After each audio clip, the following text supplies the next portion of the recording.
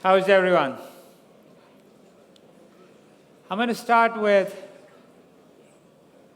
the story of my phone. That is my phone. Like most of you, I'm paralyzed when my phone doesn't work. So about 6 months ago, I noticed that my phone was progressively getting slower and slower to the point that it was practically unusable. So like most of you, I decided to call the customer service for the phone company. It wasn't easy trying to find a number, track these folks down, get on the phone, and then go through, press 1 if you have a problem with the phone, press 2 if you're Android, and I go through all the trouble to finally be put on hold and talk to someone after 20 minutes.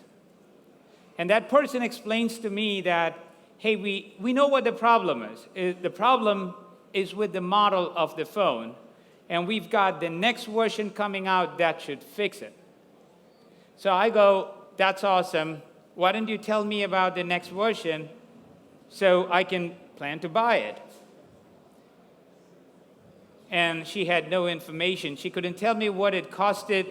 She couldn't give me where I could buy it, all the stuff I needed to know. So she says, why don't you go check out the website again? And I go back, going to the website, navigating, finding the phone, finding the new version, checking it out, finding out how much it costs. I'm like, I want to buy this because I need my phone. And I'm prepared to pay the money. So I want to buy a phone. I can't find where to buy it. So I noticed there's live chat at the bottom. So I find the person and say, hey, listen, tell me more. Where can I buy it?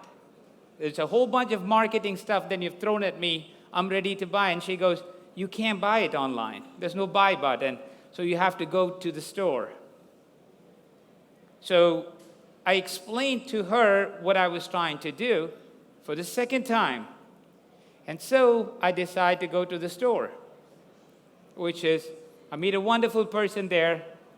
And the person's like, what's up? I tell her the whole story again. And I buy the new phone. This was a month ago. Guess what happened? A month after I bought the new phone, it started slowing down again. So what do you think I'm going to do? You think I'm going to call customer service again? You think I'm going to go through their website again? Think I'm going to go to the store? No. I'm going to say goodbye to that brand. What is the problem here? This is a fairly standard story. This is what all of us go through. They were all wonderful people. They were all helpful. But none of them knew who I was. I had to repeat myself over and over again. Their web system couldn't talk to their call center, couldn't talk to the sales system. And I had to go there, repeat my story, and they were transactional with me. So I was so loyal to this brand, not anymore. And it's nobody's fault.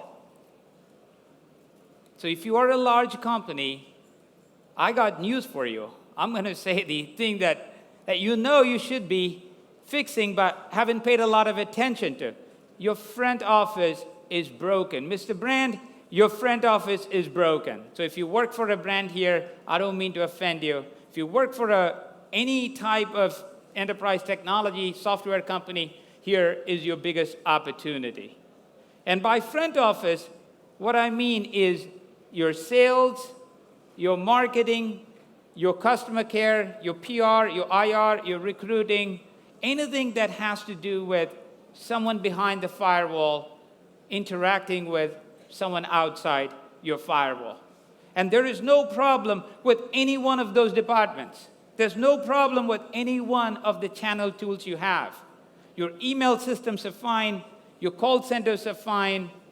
Your website's fine. Your content system is fine. Your CRM system is fine. Your ticketing system is fine. But it just doesn't work anymore. Your entire front office paradigm is broken and it needs to be fixed. And this wasn't this way when we got started. If you look at business, 50 years ago, If you looked at even like 30, 40 years ago, growing up in my town, there were like 20 stores. So if you had a problem, you walked into the store. So if you went to the bakery and you said, hey, this cake doesn't taste right, they just took the cake in and brought another cake back out to you. And they would go, hey, we just baked some coconut cookies. Would you like some? And knowing my family, my mom would have bought some. Now, what is that? That's a combination of customer service, marketing, brand building, sales, upsell, PR, all of that. But it was also just a conversation, just human beings interacting with each other. Someone in a store, in a business, knowing what the customer wanted, knowing them intimately, and giving them a product and a service that met their expectation. But what happens when you scale these businesses? So instead of a bakery in a corner, what if you're making 10,000, 20,000, 50,000 cakes? Then you need a sales team, you need a marketing team, you need a customer care team, and every one of those teams are going to start using all the channels available to them.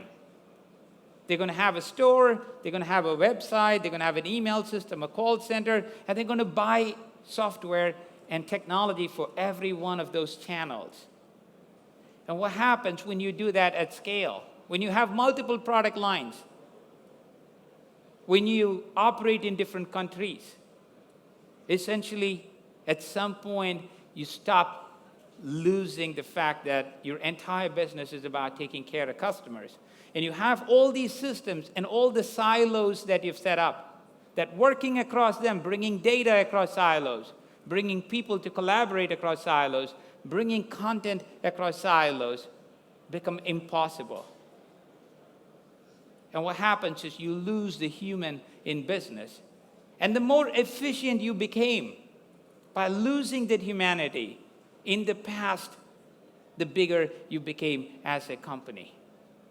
What just happened? In the last 8 years, thanks to companies like Facebook, LinkedIn, and Twitter, businesses have to change again. We all know that customers are in control now. And they're in control because they're connected. They're connected using Facebook and Twitter and LinkedIn and 20 other channels like that. And because they're connected, they have more information than the brands do about their own products. And their voices are loud. In that story, I told you I'm very unhappy with my phone manufacturer right now. If I went to Twitter and I complained, 35,000 people will hear about it. If I went to Facebook and LinkedIn, I could have 60, 70,000 people get biased. And people are going to trust other people like them more than an advertiser.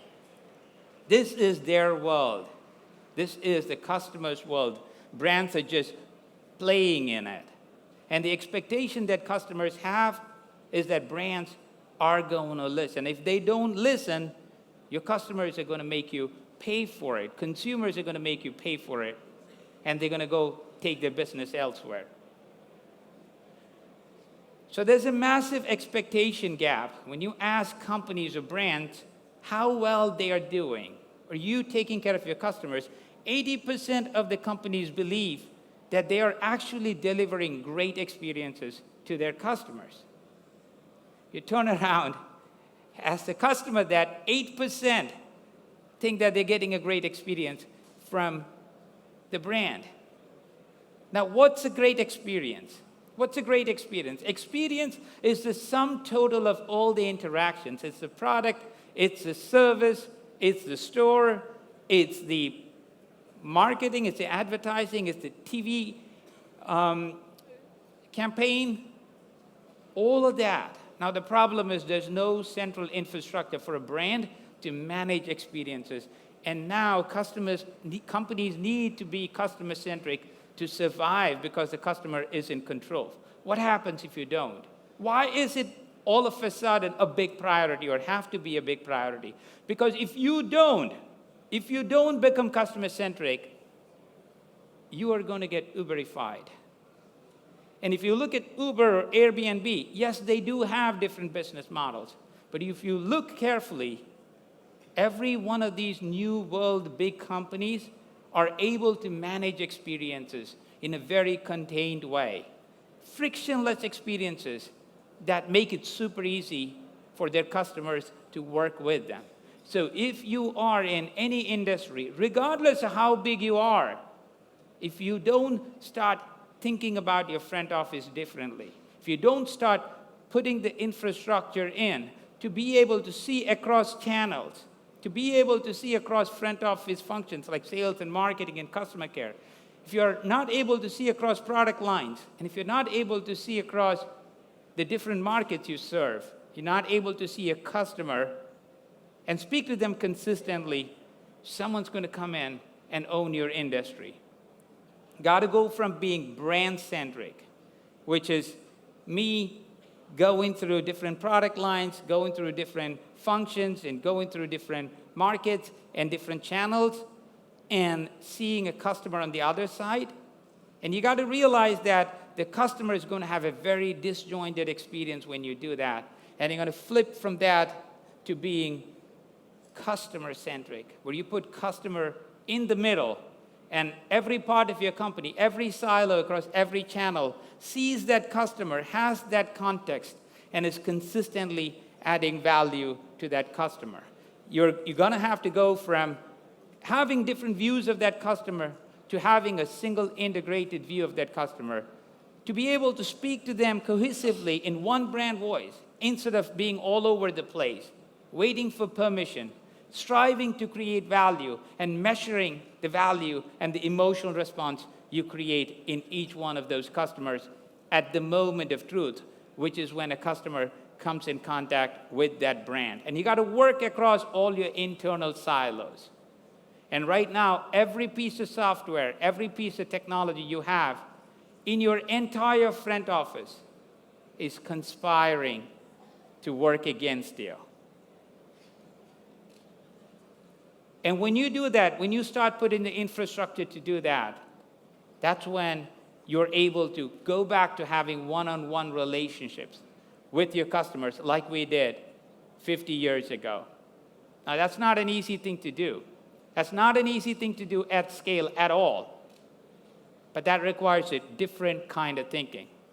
Many of these brands are able to do that. They've started thinking that way. And it's not a question of whether you have to do it. It's not a question of if you have to do it. It's a question of when are you going to do it and how long can you wait. Thank you very much.